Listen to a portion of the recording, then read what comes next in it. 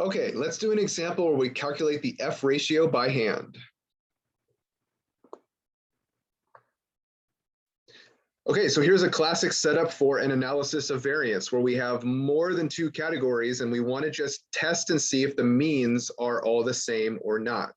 So 3 different diet plans are to be tested for mean weight loss. The entries in the table below are the weight losses in pounds for the different plans. Calculate the F ratio. Use a one-way ANOVA table to organize your information. Okay, so here's the different plans, okay, 3 separate samples here, and they've got their different sample sizes. Okay, and we're going to calculate the F ratio by hand, which means we need to get that SS between, the SS within, the MS between, and the MS within, and we're going to organize all of that information in this ANOVA table. A lot of forms of technology will actually generate this table for us, but I want to do this first example where we work it out by hand. Okay, so I'm going to kind of just go in order with all of this procedure up here for what we need to calculate. Okay, so the first thing that I would like to get is the SS total.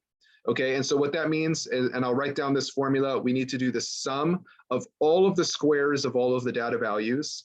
And then after that, we go minus, and then in here, this means we do the sum of all of the data values, square that overall sum just once, and then divide by the number of data values. So let's start writing down some of the information here, and then we'll start doing all of these sums kind of separately. So let's write down the information. So we've got 3 separate plans here. So I'm going to write down that we've got K equals 3 because there's 3 separate categories.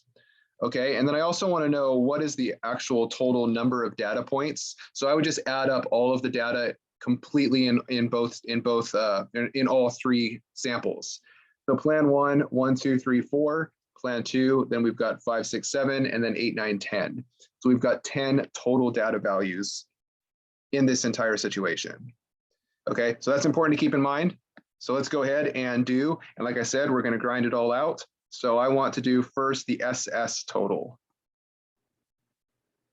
And I'm going to just write down the formula again. It's the sum of all of the squares. And then after that, we do the sum of all of the data values and square it afterwards, divided by n. Okay, so let's work this out. I'm just going to go the sum of all of the data values squared. So to save some time, I do have it written on the side here on a piece of paper. So I'm just going to say, okay, so we're just going to take that first data value in plan 1. It's just got to go 5 squared. Okay, so first I'm doing this first part right here. Okay, so 5 squared plus, and then the next one, 4.5 squared. Plus, and then just literally every single piece of data squared. So then the next one is 4 squared plus 3 squared plus 3.5 squared plus 7 squared plus, and just keep going, every single piece of data from the entire thing. So 7 squared plus 4.5 squared plus, and now I'm over into the next one, plan 3, 8 squared plus 4 squared plus 3.5 squared. Okay, so that is all of the sum, that's the sum of all of the squares. Okay, then we got to go minus, and it's this part here. So that is the sum of all of the data values and then squaring afterwards. And then we divide that by n.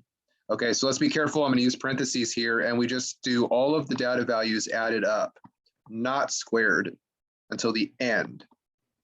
Okay, so all of these data values summed up.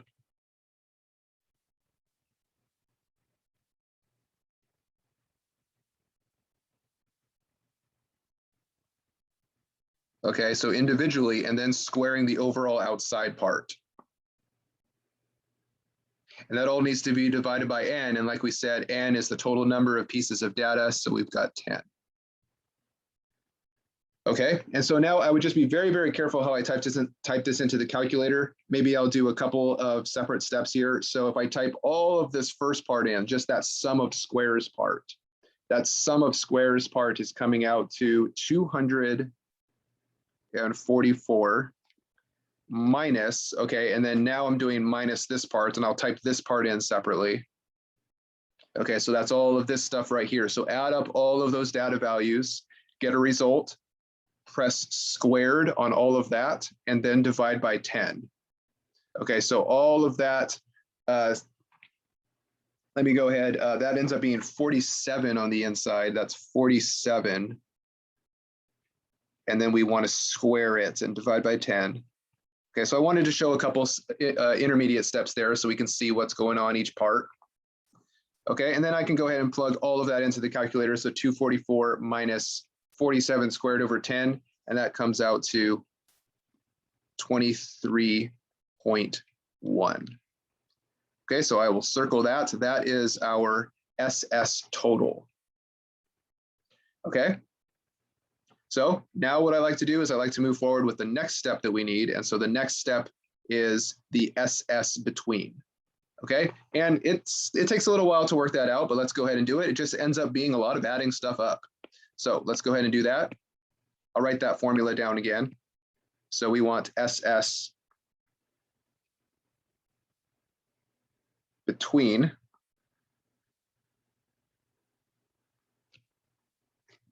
And so that's going to be a sum.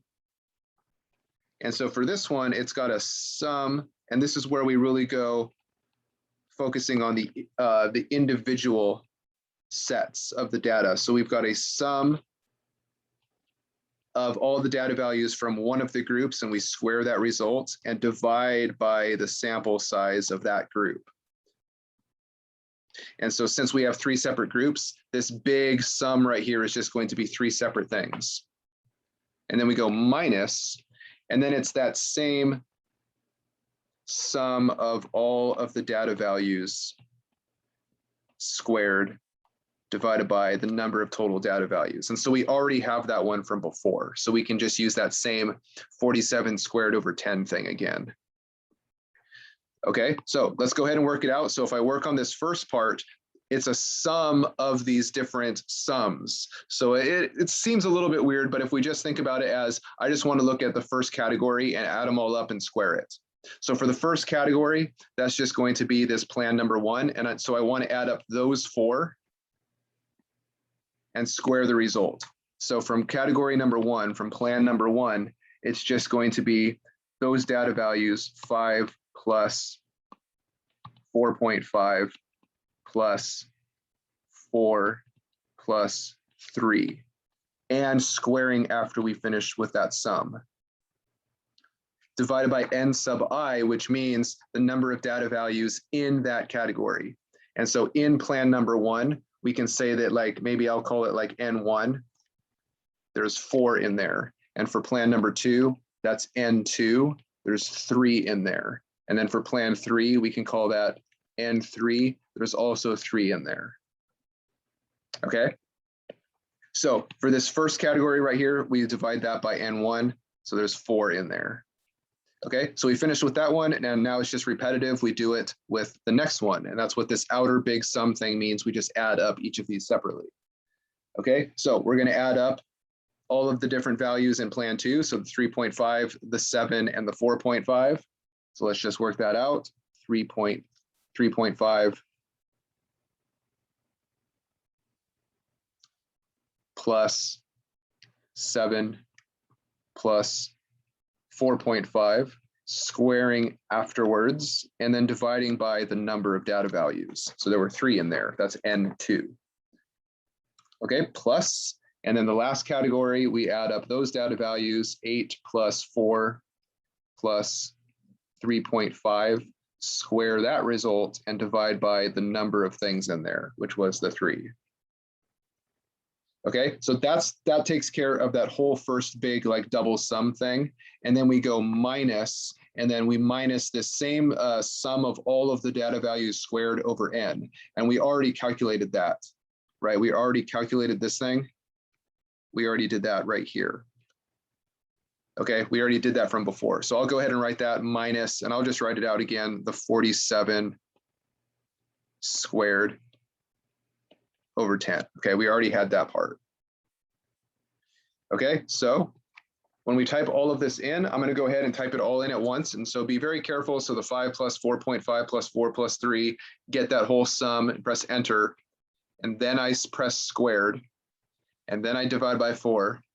And then or just using the extra parentheses. I mean, your calculator, as long as you use the parentheses, it will do it for you very, very nicely. And so to work out all of those pieces of information there, I am getting an SS between of about 2.2458. Okay, so that is what all of that becomes. Okay, so that's most of the work now, because the SS within that we need next is actually just the SS total minus the SS between. And so that's just going to be that total that we got. That was the 23.1 minus this SS between that we just got of the 2.2458. And so the SS within is coming out to 20.8542.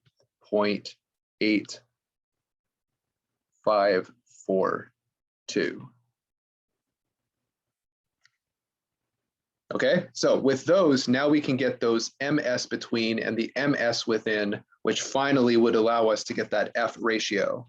So let's go on to the next page here. I've got some more space here. I want to do now the MS. Okay, the MS between. Okay, so let's go scroll back up to our process here. Okay, so we had just finished doing all of these big summation things, and that's kind of, in my opinion, the most amount of the work. Okay, so now we've got all of these SS between and SS within things. So now we do the MS between. So that's just going to be the MS between divided by the degrees of freedom. Okay, and so that was the K minus 1. And so we're going to have to work those out a little bit carefully here. Okay, so let's go down and work out those. So the MS between, I'll write the formula down again. It's just the SS between divided by the degrees of freedom between. Okay, so the SS between, we have that calculated as right here, the 2.2458. So that's 2.2458 divided by degrees of freedom between, and that is defined as K minus 1. Okay, and remember that K is the number of different categories, right? The number of different samples that we have. And so we had three total samples. Okay, so that's going to be 2.24 divided by 3 minus 1. And so 2.2458 over 2. And so for the MS between, we are getting 1.1229. All right, and then almost there. Now we need the MS within. And that is defined as the SS within over the degrees of freedom within. And so the SS within, we had that one calculated as right here at the bottom, the 20.8542. 20.8542 divided by degrees of freedom within. And so that is actually just defined as N minus K. So we have 20.8542 divided by, so N was the total number of things in the entire sample, the entire table, right? So 10, and then minus the number of the categories that we had, 10 minus 3. So we have 20.8542 over 10 minus 3 is 7. And so when we type that into our calculator, we get 2.9792. All right, and so since we've got the MS between and the MS within, we are now ready to write our F ratio, and the F ratio is just defined as the MS between divided by the MS within. Okay, so that's these that we just have up here. So the MS between is the 1.1229 divided by the 2.9792. Okay, and we'll work that out in the calculator, and I'll round to a few decimal places, 0.3769. And there it is. That is our F ratio. Okay, let's use all of this information to fill out that ANOVA table. Okay, so all of these pieces of information that we got, we can put those into our ANOVA table. Okay, but it's important that we actually interpret that table correctly and put all of the pieces in the correct place. Okay, so let's go back to our table and just put all of these different pieces into the correct place. So this breaks it down, and this is usually how it's displayed if you're using technology. You've got the source of variation, and then you've got factor between and the error within. So factor is usually the way that it's stated in technology, and that's going to be the between versions. Okay, we've got all of these between and within, right? And then there's the error, okay, which is also going to be called the within part. And then we have the breakdown of the SS, so the sum of squares parts, and then the mean squares part. Okay, and then finally the F statistic, and then we've got the degrees of freedom that we can list there as well. Okay, so for this SS factor, that's going to be SS between. Okay, so we calculated the SS between right here, so we just want to put this number in there, 2.2458. Okay, 2.2458. Okay, for the SS error, that's the SS within. Okay, so we calculated the sum of squares within, that's this 20.8542. 20.8542. Okay, and then the SS total, well, we actually had that one as the 23.1. But if you didn't have that, like if the technology didn't display that one, then you can really just add up the between and the within, and you can get to that total. Okay, degrees of freedom. Okay, so for the degrees of freedom for the SS between, or if we want to think about that as the MS between, okay, the degrees of freedom for the between part, that's the K-1. Okay, so the degrees of freedom between, that's going to be K-1, and so I'm going to write it as, well, you don't need to write the K-1 part, but I'll really emphasize that's the number that would show up right there for degrees of freedom between. Okay, and then the degrees of freedom within, okay, degrees of freedom for the error, that was the N minus K, which is the 10 minus 3. And so the number that would show up is 7. Okay, that's the number that would go there for degrees of freedom within. Okay, and then total, you could just add those two together and get 9. And that should make sense because a lot of times if we're thinking about like a t-test, the degrees of freedom is often one less than the sample size, and the overall number of entries in the entire table is 10. And so 10 minus 1 is that 9. So that makes sense for how the degrees of freedom would work for the total. Okay, and then again, the MS factor is going to be the MS between that we calculated. Okay, so that's the 1.1229. 1.1229, and then the MS within, which a lot of times is called the error, 2.9792. 2.9792. Okay, and I don't need to do an MS total. That's usually not a stat that's ever used or ever displayed. So I'm going to just like kind of leave that one blank. Okay, and then for the F, okay, that's just the F statistic that we calculated, that F ratio. And so that is just when we did the MS between divided by the MS within. And that's this number, the 0.3769. And I'll just write it in this top this top cell here, 0.3769. Okay, and we don't need to fill out the other cells down there because the F ratio is just a one thing. Okay, so that is the process for calculating that F ratio by hand. And yeah, it's definitely tedious because it's a lot about finding certain variances between the different and within the different samples there. Okay, a lot of times when you're using technology, there will also be another column here that gives you the p-value, which is going to be very useful when we're actually coming up with our hypothesis testing.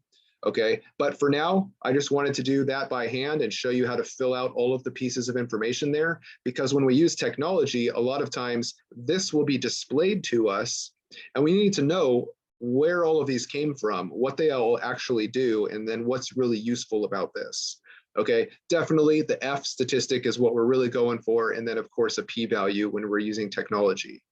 Okay, so that's the process for doing all of this work by hand. Now, I don't necessarily recommend that you do all of this by hand because I'm going to show you 3 different ways to do it with technology in the next video. Okay, so stick around for that.